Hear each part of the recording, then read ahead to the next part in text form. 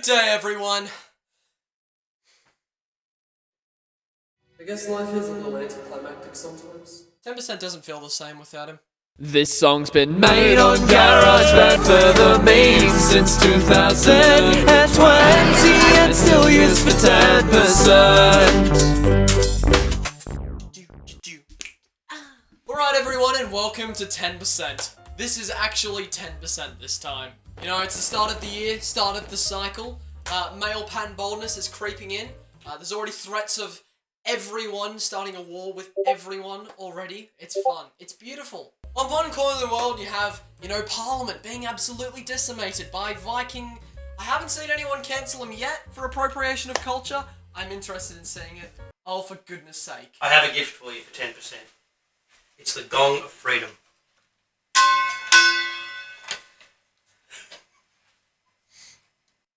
As soon as I bang this gong, world hunger will be stopped instantly. Yeah, I get this is the horn. Right, this is the pog bell. It's gonna go right here. Bell? Nice, Nick. And then on the other side of the world, you have someone who believes that Australia doesn't exist again.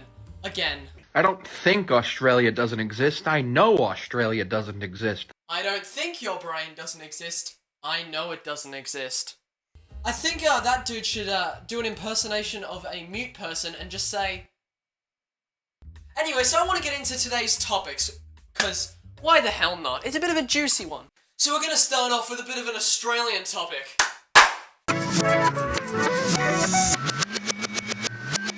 Alright, so our first story comes from the mainstream. I mean, if I'm going to be a comedian, I've got to bully the mainstream at least once in my life. I got to be chopped down. Our jokes come out of our little pussy. Taylor Swift. Oh. Alright, so this TV show that we're going to be talking about is known as I'm a Celebrity, Get Me Out of Here. Now, if you're not from England or Australia, you might not have heard of it, but it's a pretty simple premise. You take famous people, you grab them, put them in a bush, and then just watch them eat kangaroo for a couple of months. It's really fun. You just psychologically torment people, and it's entertainment.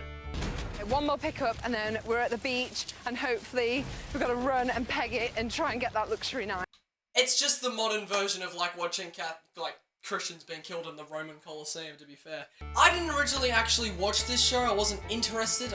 I don't watch TV. What's the point anymore? I mean, TV is literally made for people who still use the laughing crying emoji on Facebook unironically. TV is made for the people who watch a game of golf and put their back out.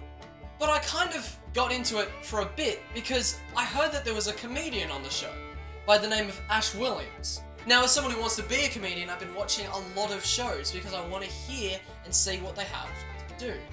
But it seems that there was a bit more to Ash's story than originally thought. So, as a fellow member of the I'm a Celebrity, Get Me Out of Here community, I decided to chip in and do the research. According to what is written in this book by me, I might add. My thighs are so massive. God is bigger. But according to what is written in this literature, it seems that Ash Williams really was a nobody. He had no followers. There is a gust of wind that is probably destroying the audio quality. Going onto Instagram, you see he has 40,000 followers of now, which is actually pretty okay, but not really much to say he's a celebrity. Let alone this is after the show has aired.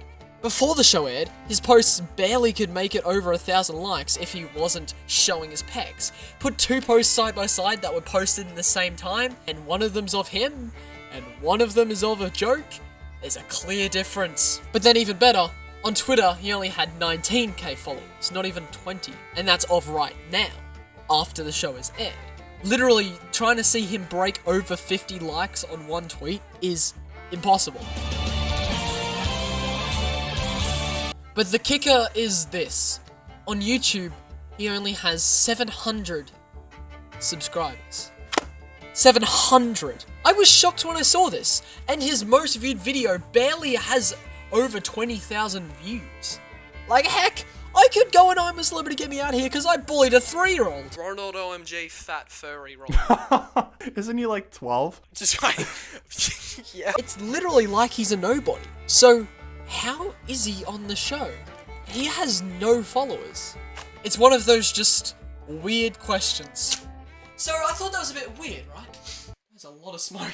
So I thought it was a bit weird. How come no one has heard of this guy? Surely, if he's on this show, he's gotta be known. It's not that hard. If you want to find somebody or someone's page, all you need to do is just go on Social Blade or just literally look at their older posts. Things that aren't getting attention. So if this guy's most viewed video is really low, and this guy's got a really low sub count, lower than my own, how come he's on the show?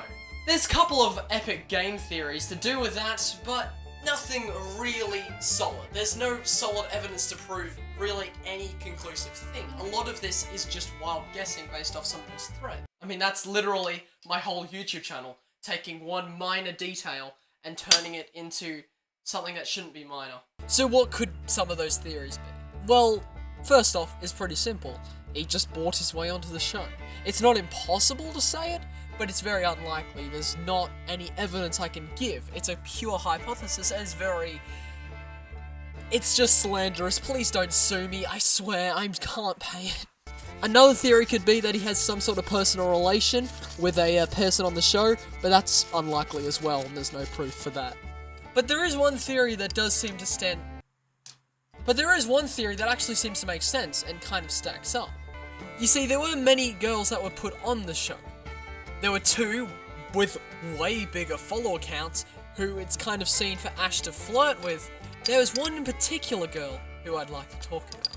Because that is where I think the real part of this story is. But one thing stood out to me. On the show this season, that just ended recently, there's a girl named Abby. Now, Abby has previously been seen on another TV show called The Bachelor, basically where you get one guy and then he complains that he's got 20 girls. It's a very relatable issue for people like me and the rest of the commentary community. Oh no, how can I choose between all of these women? Oh no. But one thing that was really controversial about Abby's season was she was how do I say this? Just so hot and my sexual frustrations aren't getting helped here. Maybe I don't love him. Like, honestly, maybe I don't love him. I'm not even upset. Whore. Basically, Abby was the type of person to really get the guys interested, let's say. But what does Abby have to do with anything? What does that have to do with Ash Williams? Well, Abby is only on the show for the sake of flirting with Ash. Now, as I said, there were two other women, but they didn't really seem to have such a connection to Ash in the show. I know it's a bit of one of those really cringe tea things, but it's weird. Why would you have a show for a family and then falsely dramatize it? As I said, this is a theory. I don't have much proof, but I have a fucking car going past. I mean, the show was filmed way in advance due to Codogs 19, so the directors probably had free reign to do whatever they really wanted. I mean, to be fair, the MasterChef contracts got leaked, and they say that you can put anyone in a negative light. That's what it literally says in the contract. So who's to say that on I'm a Celebrity, Get Me Out of Here that it's any different?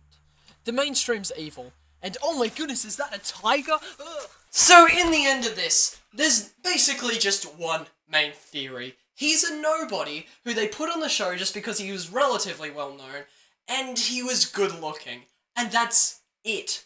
Welcome to a world where if you want to get famous as a girl, go on TikTok. If you want to be famous as a guy, I'm being real with you here. People of color, LGBTQ plus community, bisexual women of color, to bisexual woman of color, also an immigrant. Alright, well, welcome to the return of the Queen, Lilly Sing, Superwoman It makes it S.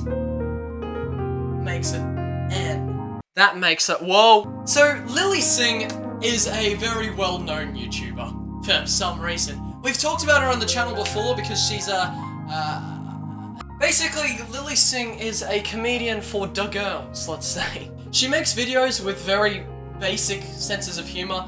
Loud equals funny, man equals bad. And she even started her own late night show with basically everything you'd expect from Lilly. It was just a whole bunch of, hey, I'm a native joke. Oh, hey, I'm gay joke. Oh, hey, I'm a this joke. And then when it wasn't I'm a this, it's men are a piece of shit. But in Lilly's talk show, it was kind of received negatively a lot, especially on YouTube. Personally myself, I was really devastated when the first season came to an end because no longer I could be reminded with how terrible men are. But don't worry, no need to fear, my friends. Lilly Sing is back and, unironically, slightly improved. Instead of being a pile of shit, she is just a little plop of shit. So let's experience what Lilly Sing has to have made. Welcome to a little late night with Lilly Sing. Lilly gets cancelled with a solid 1,500,000 views. Wow. Basically, the plot of this episode is that Lilly Sing basically breaks the conventional standards of a late night show. Instead of having a live audience to laugh at every time she breathes. Right, okay, you mean the pretty male bird with the big colorful feathers? Yeah, gay. Now, she instead has no live audience, the camera's free held and tracking her, and she's just walking around talking to her writers, and she actually attempts to make some edgy jokes. So let's watch this masterpiece. I'm a little bit of like a pansy square, and my writers are always trying to get me to do edgier jokes, but I don't know if I trust them, and I'm scared. So check this out. Here's what we're going to do. I'm going to give... I mean, she's attempted making edgy jokes in the past, but she hasn't really fully expressed that. I mean, she one time teased a black guy because he had the name Gary. There's a black kid named Gary! Gary! And Gary is stereotypically a white name. Am I right? So basically what has happened is my writers have written the setup to jokes on the front of these envelopes. I've never seen them. I have no idea what they say. I'm going to read it and decide, do I trust my writers and will I continue reading the joke, or do I fear they're going to get me canceled? Now the thing is here, right?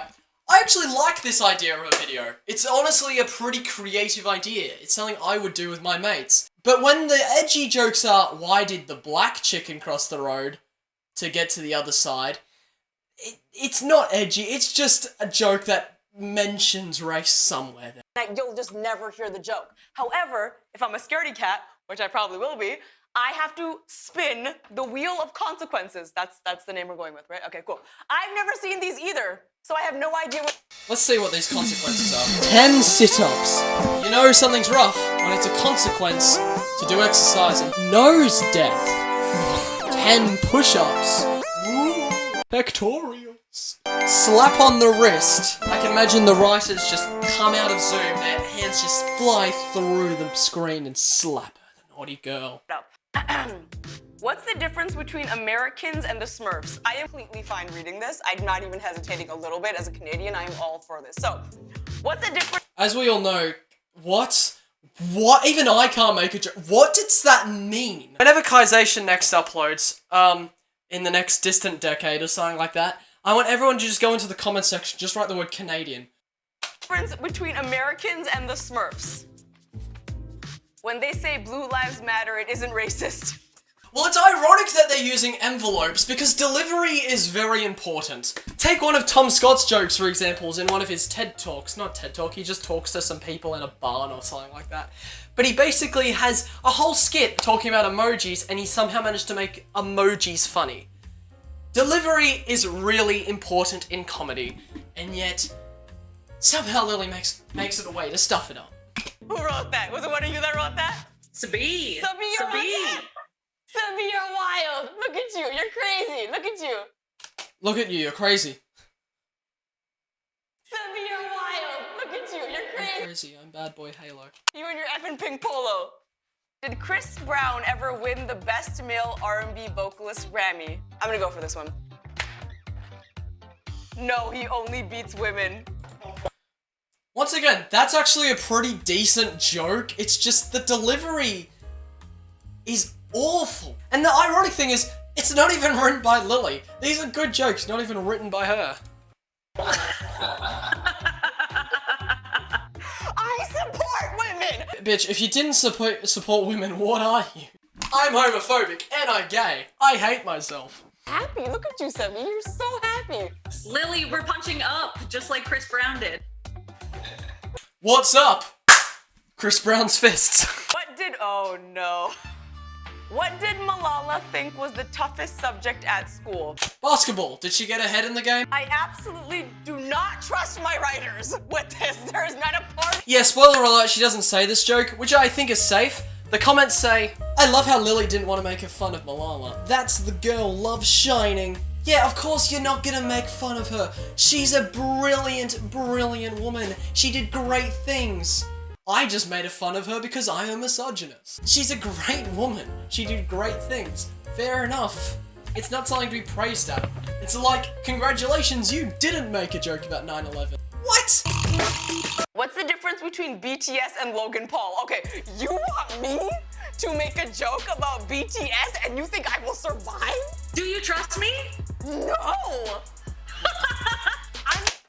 I can't be asked at this point. I literally don't get Lele? Wrong brown woman. It's like every joke here is slightly edgy, but then as soon as it gets to the climax, it pulls out. It's weird.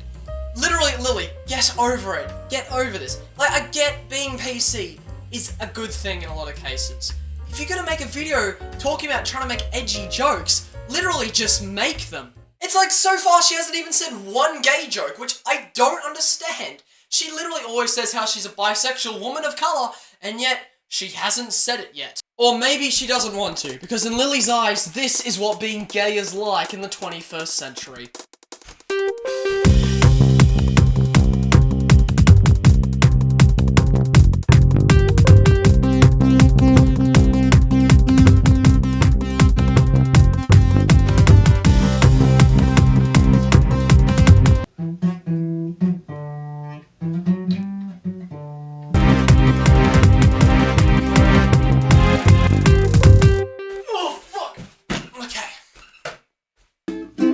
Keyboards like my heart. One is a boy band from Asia and the other is a boy band from Asia. This is kind of fun. Am I low-key like a rebel now? Yeah, you made a joke about Logan Paul, you're a rebel. What happens when you ride an escalator behind Louis C.K.? He gets off in front of you. Funny. Sex.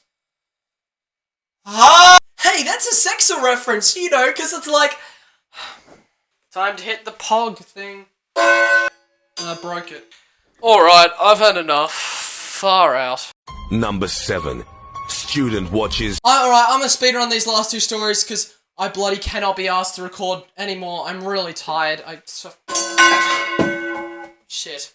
Hey guys, I'm Crazy Dave from the popular game Plants vs. Zombies. Wow! Alright, first thing, did the vegan teacher get arrested? No.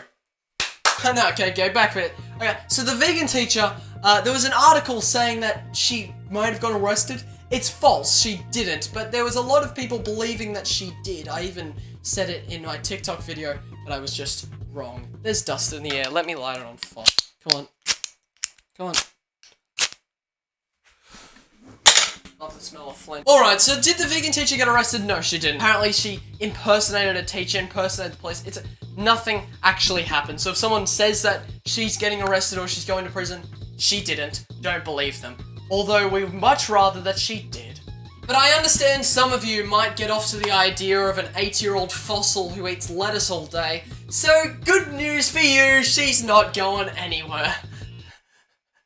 And the final story. Okay, so we're going to talk about the stock market and economy. That's something I never thought I'd say on this channel. So long story short, GameStop had shares open. Simple as that. Like many other companies, they had their shares open. And I personally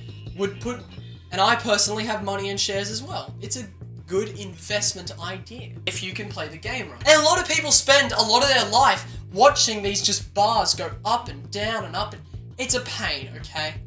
This is a true thing, by the way. Someone once told me that watching the stock market go up and down is a video game, and it's just like Fortnite Battle Royale. Okay, people have been trying to get money off this. Some people have made it big, some people have made massive losses. That's just the game. And then some retards who call stocks stonks decided to blow up the stock market. And they did. So basically, a whole bunch of people on Reddit had the exact same idea of Area 51. They can't stop us all from doing it. So they did all do it. Basically, they got everyone to suddenly invest in shares in GameStop. And it blew it up instantly. The company made over $1 billion loss, apparently. I should probably also say, I'm 15. I don't know shit about stocks, okay? Now this is an approved gamer moment. Now effectively by blowing the stocks up, suddenly everyone got heaps of money, which is pretty good. Life-changing amounts of money came rolling into the people who deserved it. But then GameStop, Robinhood, whoever you want to talk about, they couldn't help it. So they decided to strike back. Fair enough. They are filing a lawsuit against the subreddit for abusive behavior on the stock market. Granted it was, but it was still pretty funny. It may have been abusive, but it was funny. But yeah, so that's the story of the stock market. Fun times, I guess. Anyway, that's all for 10%. Can't wait for 20. I would invite you to like and subscribe if you enjoyed. Thank you for watching to the end. Get a pillow and hug it as you slightly fall off to sleep in a comfortable way. And I'll see you in the next one!